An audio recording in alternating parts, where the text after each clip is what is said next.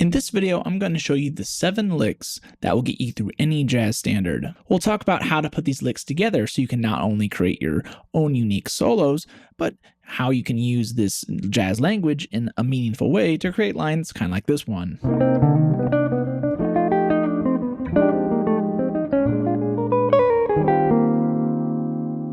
Okay, so each lick today focuses on a different aspect of the standard harmonic language that you would find normally in a jazz tune. At the end of this video, I'm going to put all these lines together and create a solo which you can download on my Patreon in both PDF format and Guitar Pro. Our first lick today focuses on a core element of jazz, and that is the major sound.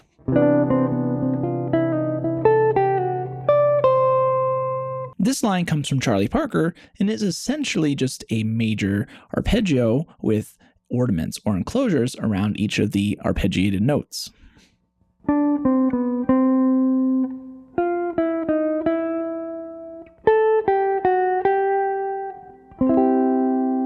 Why this is important is because of the way that harmony works. You can play major language like this lick, only not over just major chords, but any diatonic chord in whatever key we're playing in.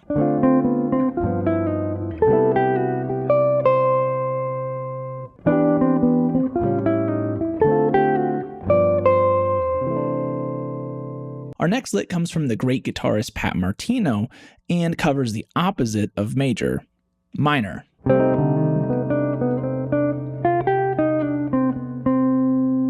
Now this line is special because of the note B, which is our natural 7, which is different because normally over a minor chord you would play a flat 7.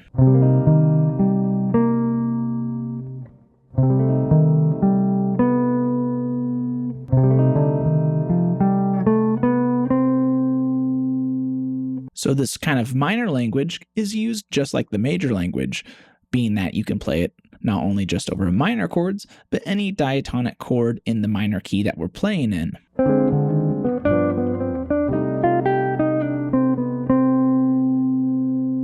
So our third lick comes from the guitarist Grant Green and focuses just on the sound of the 5/7 chord. This kind of language is called tonic dominant, as it just stays on the 5/7 chord and doesn't want to resolve to the 1 chord. Now this kind of language is important because in jazz tunes, you'll often find yourself playing over just a dominant chord that lasts for a really long time, such as in a blues or on the B section of rhythm changes. This line uses the sound often called the bebop dominant scale.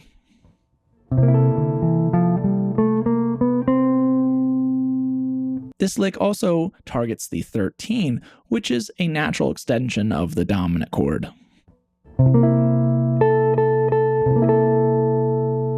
Much like major language, tonic dominant language can be used over any diatonic chord in the key that it's played over.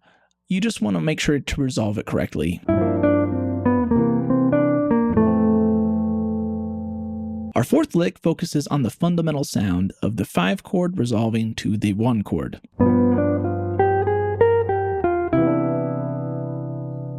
This is classic jazz language and outlines, just with single notes, the sound of the 5 chord resolving to the 1 chord with this voice leading.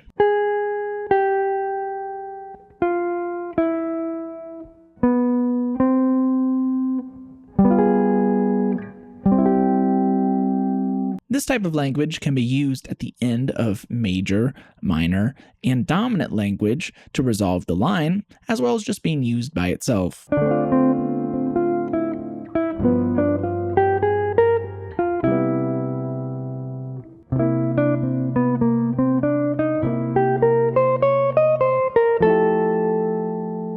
Our next lick covers the all-important 2-5-1 chord progression and sounds like this.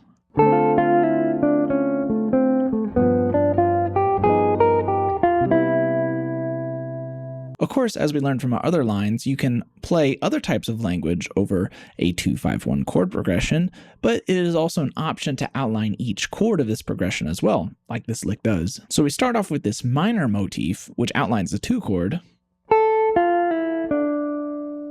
and then we walk down to our previous 5-1 line, which works as a melodic device to close this line and resolve to the 3rd of our 1 chord.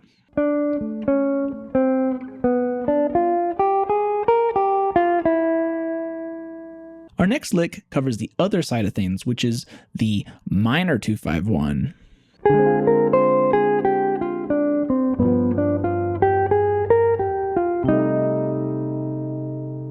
This line clearly outlines each chord in our minor 2-5-1 progression. Our first phrase targets the notes of the D minor 7 flat 5 arpeggio and uses the Locrian mode to get the notes in between. You can see that our previous 5-1 language is used again here to resolve our line to the third of the 1 chord.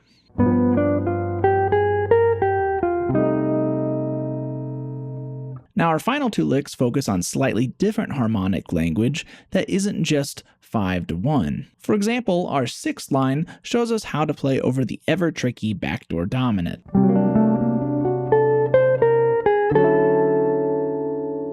The backdoor dominant is when you have the flat 7 of any key resolving to the 1 chord. This happens in many jazz tunes and is another way to resolve to the 1 chord instead of just going 5-1. This line uses the sound of melodic minor, which is the sound that best fits the backdoor dominant. Our final lick shows us just how to play over a diminished chord and sounds like this.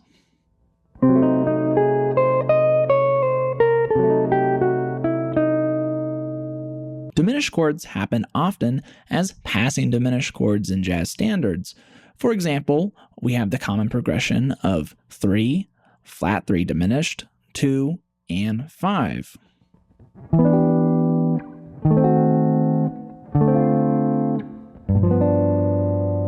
Also, another common one is 4, sharp 4 diminished going to 1.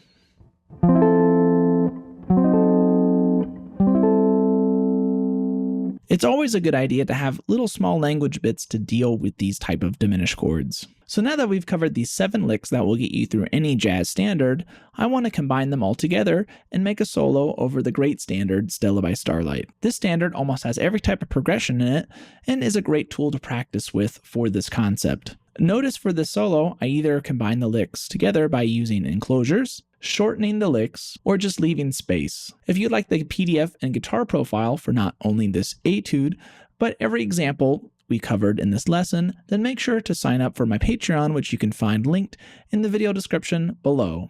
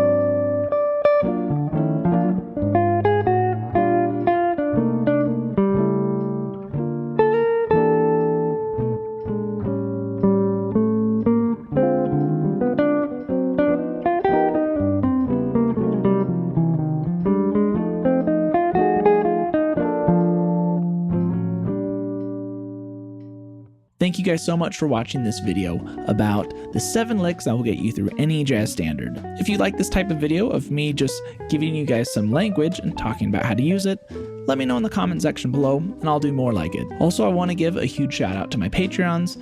Thank you all so much. You keep this channel going and I appreciate you. All right. And as always, thanks for watching and remember to always keep swinging.